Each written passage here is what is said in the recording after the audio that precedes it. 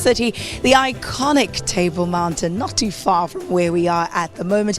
And Cape Townians alive and well and wide awake now. Many of them headed back to work after yesterday. I'm afraid the long weekend is over, so it's back to reality for most of us.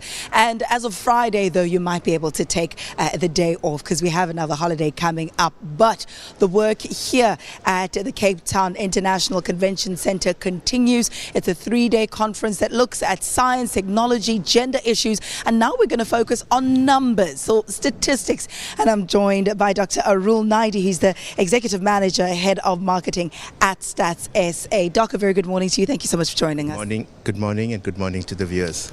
A very interesting topic that we're going to be focusing now. The issue of access to reliable information to ensure transformative change, not only in South Africa, but across the continent. Speak to us about that. Yeah, thank you. I think we have a wealth of information that is available, especially from Census 2011, but unfortunately a lot of this data gets to the people, and we are very proud to be here as Statistics South Africa. Our task mainly is to make the census data available to all the delegates. We would load it on their laptops and we will show them the information on gender. What is very interesting is that most people think that, for example, girls are dropping out of school, but Census 2011 statistics shows that more girls are passing grade 11 than grade 12. And if you go on to universities, at the moment there are more women who are graduating with bachelor's degrees and with honors degrees. And it was extremely interesting what you also said. Sorry to interrupt you there, but perhaps you can continue your thought and also allude to this next question. You had mentioned that the information is there, but that perhaps it's not being utilized adequately enough. Yes, that is quite correct. I think Stats SA Marketing Division needs to do a little bit more to make the information available to the public. On the one hand, while I agree that our information might not be very timely and very accurate and the data quality issues, but I do not think people are using the data, the available data that's out there at the moment.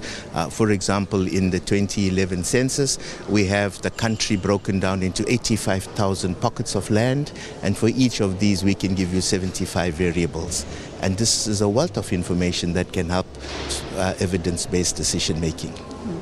When it comes to gender issues, one example as well is women in agriculture. Some people didn't know that women play a very leading role when it comes to the provision of food, but because perhaps they don't own the land or perhaps they're not formalized, employed or formally employed in the sector, that they don't receive a lot of funding or notice because of such issues. But the role of women in statistics and the importance thereof.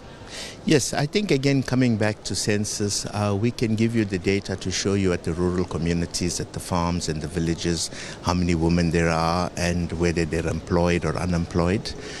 We do find that in the urban areas there are more men that are employed than women, but in the rural communities there's a number of women that are involved in the informal sector. Indeed. And also speak to us then now about some of the challenges. You had alluded to them a little bit earlier, that perhaps Stats SA and statistics gathering across the continent can do with a bit of a revamp in that, you can have a bit of a wider scope. You can involve the participants more. Speak to us now about some of those challenges and how you plan to overcome them. Yes, I think the big challenge is what we would call now big data. There's a lot of data being generated, and we need to look at methodologies on how you can bring all this data to the users. Statistics South Africa as a government department collects about 15 to 20% of the official stats data. There are other government departments, but we think that there's information on the telecommunications that needs to be brought in. For example, the usage of cell phones can tell us who is poor, because the manner in which they use cell phones can give us an idea who is poor in the country. That data needs to be coordinated. I think what is also important from the continent of Africa, for the first time, 52 out of the 54 countries in Africa in the 2010 round of census conducted a census. And what we need to do now, and we are busy with it in a project, to bring all the census data from the continent into one database so that you could see what the statistics look like. We're close to 1.1 billion people in Africa. We need to know where they are, what services they need, who is poor, and what infrastructure is needed. So you make sure that you get information about women, but how about involving women in the information gathering? I know a friend of mine were one of those who were doing the census, going on a door-to-door campaign here in South Africa. But tell us about the contribution of women in information gathering. Yes, I think I should start with my team out here. There are 5 of my team that have come. 4 of them are women, and they all have honors degrees in statistics. So it shows again that even Stats SA in the team, that we have a number of young women who are joining Stats SA and performing very well. And I think in terms of our enumerators as well, we tend to look at a gender balance.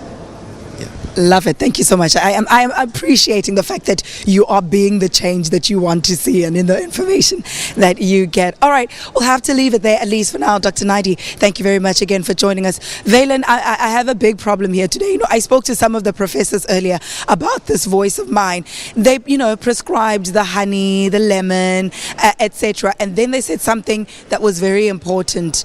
They said I needed to keep more quiet. That is a problem. All right, Valen, before it completely dies on me, take over. Okay.